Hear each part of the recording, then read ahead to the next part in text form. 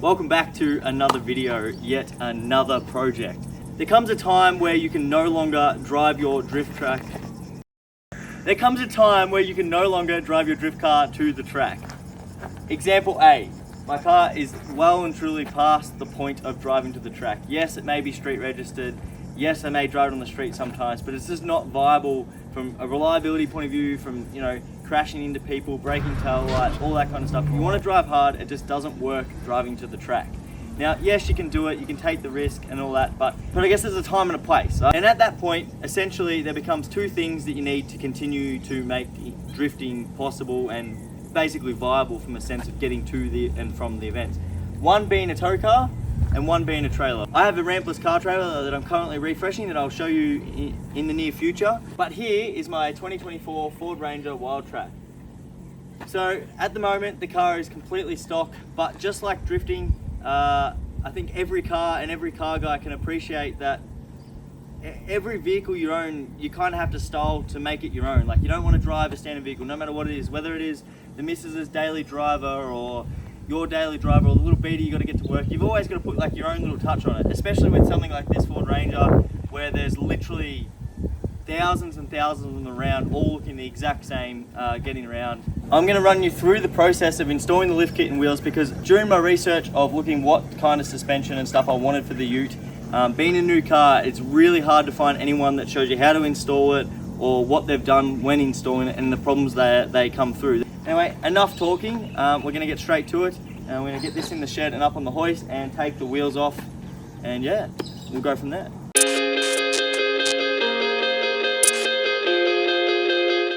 So the car is on the hoist. It's hard to get in camera because it's so big, but the car is up on the hoist, so now we're going to take the wheels and stuff off. But before we do that, I've got Jason and Grady. So Grady's also here helping, because it's much funner working on cars with your mates than just doing it by yourself. But you've seen the wheels that are going on this thing. What were your first thoughts? They're not gonna fit. So, but pretty much Grady rocked up and he's like, what are those wheels going on? I was like, we're putting them on the Ranger tonight. And he's like, no, you're not. No, what are they actually going on? I was like, no, they're going on the Ranger. So they are quite big. Maybe we'll do a little bit of a test fit of the wheels on the stock suspension and see if we can actually fit them on there, but chances are we can't. Anyway, we don't have much time, so we're going to stop stuffing around. You can probably see the wheel there. And we're going to put that on here with all this beautiful Dobinson's gear. And yeah, I'll show you how it's done. As you can see, this is the new Maxxis Razor on the Dirty Life rim we got, and this is the standard wheel. So again, just with the wheel alone, the wheel and tyre setup alone, we're gaining about 2.5 inches of clearance, which is good. So basically I'm doing this not only for looks, but I also want to have more diff clearance and all that kind of stuff. And basically water crossings in the high country and that, we like to go there. Basically all the water crossings in the high country, if I can get all the cars' electronics higher and away from the water, the better. Because yeah, as you can imagine, new cars have a lot of electronics and they get a lot of issues, especially with the Ranger. They have the alternator. As soon as that gets water in it, basically causes a whole bunch of electrical issues, and you basically got to pull the alternator out and replace it. So a few guys have already had to do that. So we're just going to lift it up off the ground. And yes, we're doing it for looks, but also it will be quite practical, because we will use this car to full drive and touring.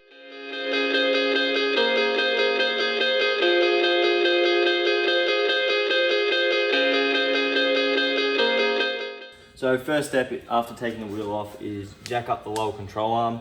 That puts tension on the sway bar link. Then you'll be able to undo the nut, hit it with a breaker bar, then you'll be able to do the rest with the rattle gun. Next step, we have to undo the control arm ball joint to there. It's aluminium knuckle on the new Ranger, so be very careful when shocking this to release the ball joint. We're going to try to do it with a rubber mallet. Hopefully that works. Otherwise, you should use aluminium on aluminium or something, because you don't really want to, you can't use steel on that, because you'll end up forming aluminium or denting and damaging it, weakening it, all that kind of stuff. But yeah, so key to put your tension on there, and that helps undo all your ball joints and your thing. It all supports it up while you're undoing it all.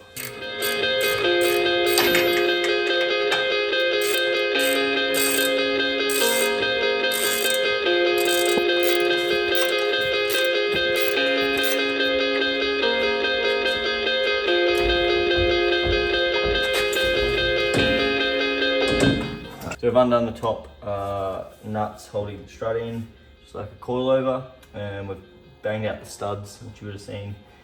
That makes the standard, I guess, coilover come out a bit easier. It means you can get it out past the arm. Now you drop it down out, and hopefully we can bring this out the top here, like this. Slightly maneuver it around the tie rod. And there is our stock strut. So that's the factory Ford strut. It's got about 9,000 kilometers on it now. And I'll try to get another one, one of the new struts. So I think by looking at that, to me, it kind of shows how much softer the stock suspension is. So when the car comes down on this, it must compress a lot, where this is a lot stiffer and compresses less. So let's hope, because otherwise we're not lifting the car much at all. But no, I think it should be right. I think I've got the measurements right on this, so yeah, give it a shot.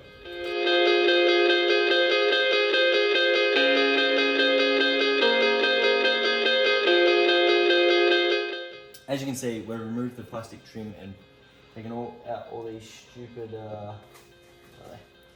Phillips head screws, which these two clips just would not wind out. I could not get them to wind out properly, so I just popped them out.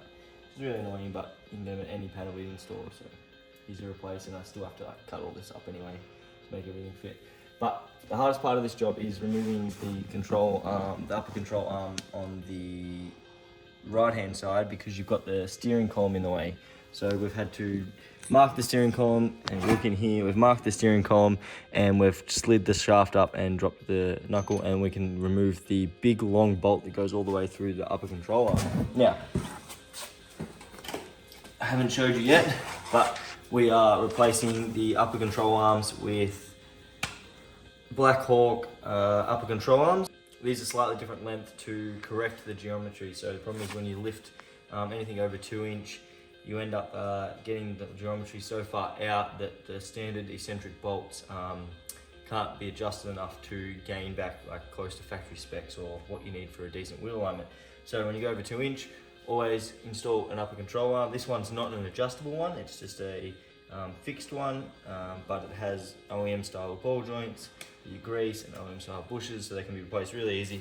Off the shelf item at about $700 for those ones, so they're on the cheaper side.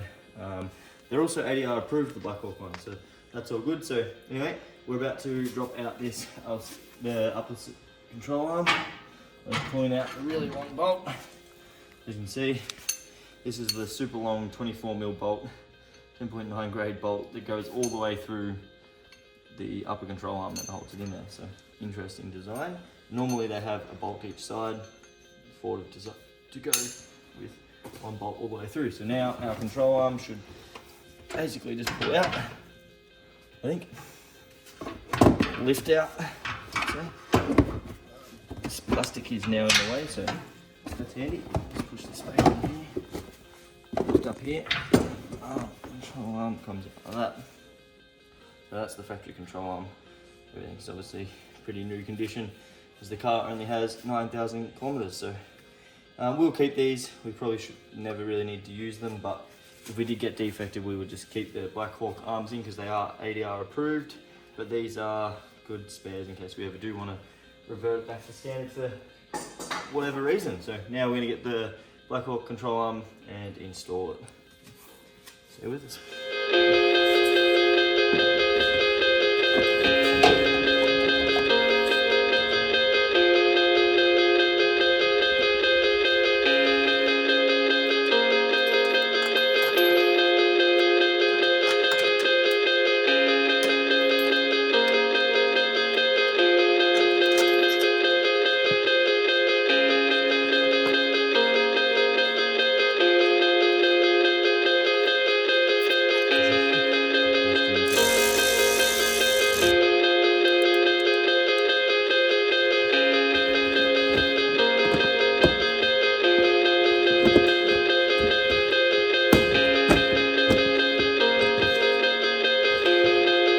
So here we have the Black Hawk upper control arm in with the bolt.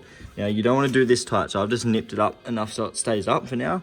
You don't tighten this and the sway bar links and stuff until the car is firm on the ground and it's got the load, and you compress the suspension a little bit so the suspension settles, and then you go and finally torque all these bolts up. Otherwise you'll create premature wear on the bushes and stuff. So yeah. Now we're going to chuck the strut in, run the remote reservoir up under here, and it mounts here with some brackets. So we're going to feed that under there while we put the strut up in here, and hopefully it's not too hard and we don't have to push too much on the CV, but we'll see how we go.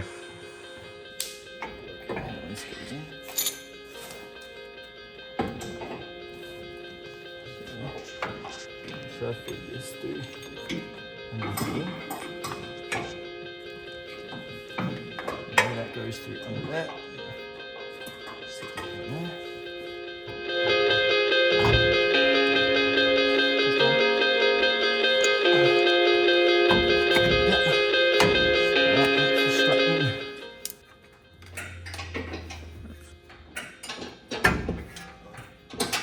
And now we're just prying it to get these bolts get into position. Got the top nuts sitting up there. And now we're just prying this so we can slowly maneuver our new bolts. Like that. So we are installing the top nuts back on the strut and these bottom bolts. The same thing, just do them up loosely for now. Until the car is settled and we've got the rest of the stuff bolted in. Just leave it all loose, it'll make your life easier getting it back together and getting everything tightened up in the correct fashion and angles and all that kind of stuff. So just getting these on now, getting them started, and then we'll connect the spindle to the new upper control arm. It's getting kind of on the later side, so we will be doing the fronts tonight. I'll finish the front. These guys will probably go home. I'll finish the front tonight, and then I'll do the rear tomorrow. So that's just how it is. It's not the quickest process, especially when you're kind of guessing what you're doing. We haven't done this before, especially on a next gen Ranger. So we're just winging it basically. It's the next night, and basically we got one side done last night and it was midnight, so we had to go home. Dobinsons make really good suspension, but what they're not good at is their mounting brackets for their remote res. Didn't supply M6 bolts. For whatever reason, there was 4 M6 bolts there. They're clearly to bolt the reservoir to the bracket, but the handle nuts that they supply, these guys here, are M6 as well, and there is no more M6 bolts. So yeah, anyway, I made a post on the Modified Rangers page, and turns out a few people have had this happen. And yeah, so basically I grabbed some M6 bolts from the local hardware store and mounted the bracket myself. My recommendation is scrap these crappy things, and if you're going to do this and you've watched this video, get nut certs, get M6 bolts, get M8 bolts on. Get a nut cert that fits the hole in the chassis rail, or if you really want to use these, then use these, but go buy your own M6 bolts because it'll be easier. So basically, since you last seen, we have torqued the strut top nuts, the bottom of the shock bolts, we've torqued them. We've mounted the reservoir, as I said. It's got this, these bolts are the ones I had to supply, and these massive washers, and that res bracket bolts that there to hold the reservoir. And then all we've done is greased the upper control arm. So make sure you take this cap off, grease them, work it through into the ball joint, and then put the cap back on and put it back into the knuckle with the washer, M12 nut, do that up, torque it, put your ABS lines back in, and basically that is everything on this side. Now we don't have the sway bar hooked up, but I'm still waiting for the sway bar links, as I said yesterday. And I have to put the plastic cover back in the wheel arch, but otherwise this side is essentially done, aside from the cutting that we're probably gonna have to do here. So this side's ready to have a wheel bolted on it, and you come around this side. I have been working away on this side tonight by myself. I have got the strut in, I've got it all bolted up to spec. I have done this and I bolted this up, torqued it up, greased it, same as that other side. I need to clip all the ABS line back in, and I need to mount the remote res back up there, and then this side will also be done. So I've reinstalled the guard liner, I've mounted the reservoir, ran the ABS line back, same as the other side, no sway bar. It's all bolted up, all the plastics are all back in. I haven't cut anything yet, so it's time to put the wheel on and then basically see what we need to cut.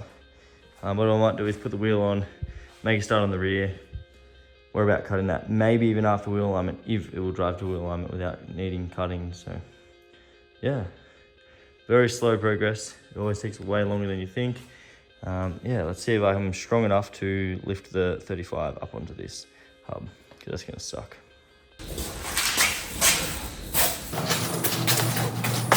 So this is the Dirty Life DT1 beadlock ring. At the moment we have the road legal beadlock ring. You can buy just for $75. You get the actual beadlock, and you can run beadlocks when you want, and then be road legal when you wanted to. So at the moment, I don't think we'll need beadlocks in this car. If I find that the tyre starts slipping because we are doing a bit of hardcore forward driving, or they're spinning in the sand a bit, then I'll go and slap the beadlock rims on. It tend to have that option basically. But the Maxxis Razors Mud Terrain in a 35 by 12.5 by 17. So these are a 17 by 9 plus 0 offset wheel, so they're going to be quite aggressive on the stock Ranger. We will be adding flares in the near future, but for now we're going to fit it up and it's going to look pretty tough, so we'll get this on there.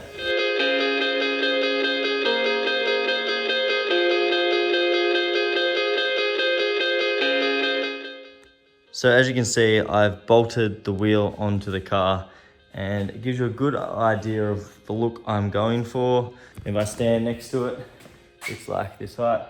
Very similar height to how I had my Cruiser. So basically, first step was wheels and suspension. Moving on to the rear of the car, the first step is to support the diff with jack stands so we can remove the leaf springs. Doing this allows us to lower them out of the car so we can get the new springs and shocks installed. Leaf spring rears are usually super simple, with only a couple bolts holding in the shock and a couple bolts holding in the leaf spring. So back at it with the rear, we have started by removing the shock. Now I didn't film that, it's super simple. One bolt there and one bolt just behind this plastic up here, somewhere up there. And then your two U-bolts, so it's 4 nuts on the bottom of the U-bolts. Once you do that, support it with a jack stand, and I've just got the jack under there just to put more, like load the diff up at the front, which kind of helps get undo the shocks and the U-bolts. And then the diff, basically you lower it down onto the jack stand, and I've just got the hoist, lift up the hoist, and that separates the spring away from the diff. Now I just got to undo the two lots of bolts. So they got the bolts at the rear on the shackle and the bolts at the front of the leaf spring, and that leaf spring will come out, and we'll be able to put the bushes in our new leaf spring to bolt straight back into place. So we're going to do now. So we have just mounted the shock in. Super easy on the Ranger. One bolt at the top, one bolt at the bottom. And the remote res just bolts to itself, basically, to the shock. It's just 2 brackets. You sit them together and then just put the Allen head screw through the center. Then on top of that, we've got the other leaf springs in. We pre-greased the pins a little bit, put them in bolted in each side, and then we lifted the diff up and located them into the center, and then just stuck the U-bolts on. Super simple. There's really not much to it. Just be careful of how much you're stretching all the lines. Then we're going to put our headlight adjuster bracket on. So obviously all the modern cars that have Matrix LED headlights and all that kind of stuff, they use a level sensor, and if that's inaccurate, your headlights will face down, or the high beam control won't work, and all that kind of stuff. So basically that just goes on here, and there's this bolt here, and a little 8mm nut that reaches onto here, except the car is a little bit high at the moment. Just do that up.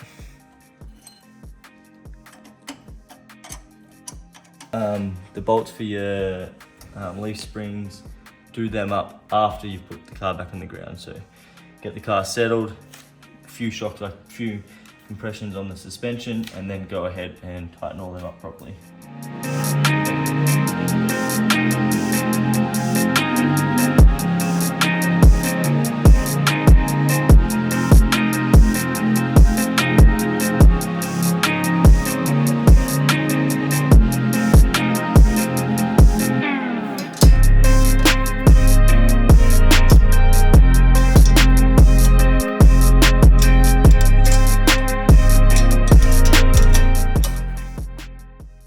I lost the audio on these next few clips, but so far I'm so happy with this car. The one silly thing I'd have to pick about it is every time I go to record and the car is on, the phone instantly connects to the car and always prioritizes it. It can be really frustrating. Even when I have my mics connected, I need to always make sure that the audio inputs are correct before recording. And at the end of the day, honestly, it's good for 99% of users because it's always fast and reliable to connect to the head unit. But in situations like this, losing audio clips is just a pain.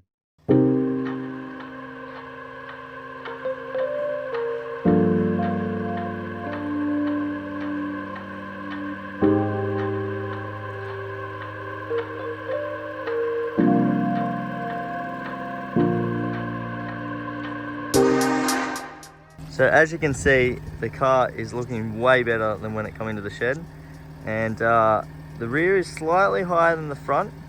Not too bad, probably perfect when you put a trailer on it, but yeah, that's just accounting for the extra weight, which is fine. So I knew that was gonna be the case. I've got plus 280 kilo springs in the rear, so it's expected that it needs a little bit of weight. At the moment, the tub's completely empty. So once the rooftop tent and that's on it, yeah, it's gonna look tough.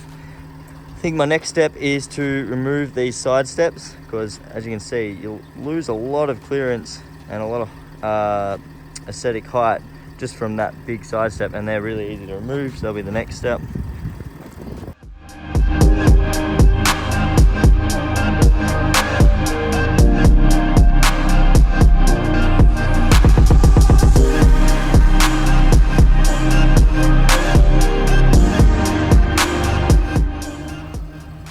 And there it is. So I've taken the side steps off, and it's super simple. 6 bolts, 2 at the front, 2 in the middle, 2 at the rear, and then it literally just slides off. It's looking so much better now. Super happy with how this has turned out. It is such a beast of a car.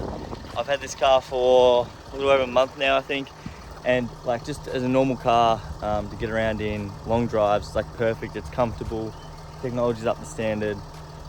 Yeah, it tows awesome. Even like 2.5 ton, no worries. Like, I mean, they're good for people that tow their vans all around Australia, like 3.5 ton. I'm not really interested in doing that, but it tows really well. The gearbox is awesome. I'm nowhere near done with this car. So we've got a tub rack to do on the rear. Going to do a custom tub rack, mount a rooftop tent nice and low. The 12 volt set up in the rear, the drawers, all the fridge, everything. We'll document it all, might as well, and make this into an absolute touring weapon and a tow rig. There's nothing better than going to a drift day and being able to open up the back of the ute, go to the fridge, cook food, all that kind of stuff. We did it with our Land Cruiser, and it is just a game changer at drift days. You save so much money because you have the food there, you have wraps, cheese, mayo, drinks. Like, it's just so much better. I'm a little bit disappointed I don't have an upright fridge, and I can't do an upright fridge without going to a tray and canopy. Now, tray and canopy is out of the question at the moment because they're so expensive, for like 16 grand, and it was the best thing ever on the Cruiser, but I just simply can't afford that. And the canopy that I want up in Queensland is just next level, and I don't know, that's what I want. Like, if we're doing a canopy setup, I want something like that I love. So basically, we'll see how it goes like this. We'll set up the tub and we'll go from there. We'll slowly work our way up to a canopy or tray. Maybe we can make the tub setup work really well. I don't know. If you know how to make a tub setup work well and get a decent fridge in there, or if you have any recommendations on fridges, drop them in the comments because I'd love to know. But now we're gonna go head back into the shed, and I'm gonna cut all the plastics that rub and stuff out of the way so that this thing can drive without just rubbing and scraping, because the 35s are really big, and yeah, it's gonna scrape and rub, especially under suspension compression.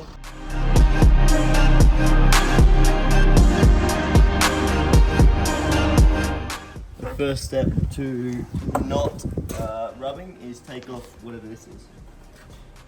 I don't know what you call it. It's like a. This is like a little lip trim that's underneath the front bumper, and it has like a little mud guard here. Basically touches the wheel, so just take that off.